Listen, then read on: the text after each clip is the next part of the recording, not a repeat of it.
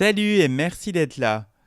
En 1985, une jeune chanteuse africaine triomphe au top 50 avec une jolie chanson intitulée Tout doucement.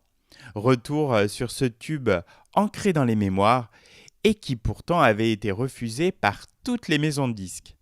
En 1984, un certain Guy Cluck, responsable pour l'Afrique des disques Warner, rencontre dans le bar d'un grand hôtel du Ghana une jeune chanteuse africaine qui reprend les grands standards de la variété internationale. Cette jeune Ghanéenne de 27 ans, fille d'un diplomate, s'appelle Béatrice Adjorkor Anyankor. Elle a une voix magnifique qui n'échappe pas à Guy Cluck. Celui-ci lui propose de venir tenter sa chance en France.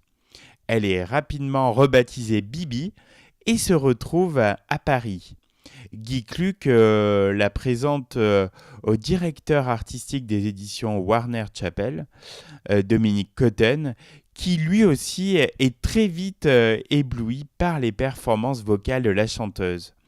En l'écoutant interpréter My Way, il songe à lui faire enregistrer une nouvelle chanson que vient de créer l'un de ses auteurs-compositeurs maison, Jean-Paul Dréau, à qui l'on doit déjà de nombreux tubes, comme le fameux Coup de soleil de Richard Cochent.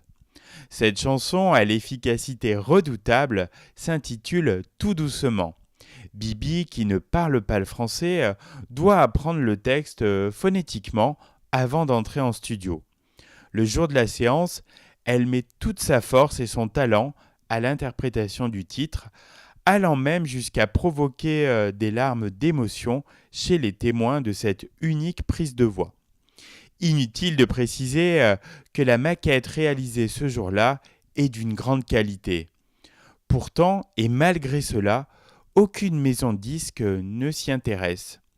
Face aux difficultés pour trouver un label et un distributeur, Dominique Cotten, des éditions Warner Chappell, décide de faire réarranger Tout doucement par Bernard Estardi au studio CBE rue Championnet à Paris.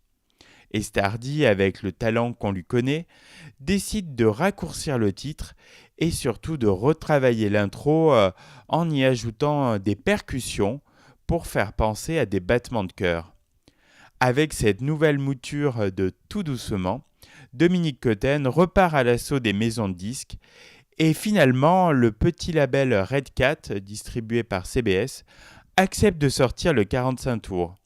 Une audace récompensée puisque suite à un passage dans une émission d'Antenne 2 et à la diffusion de la chanson dans l'émission de Michel Drucker Studio 1 sur Europe 1, les ventes s'envolent.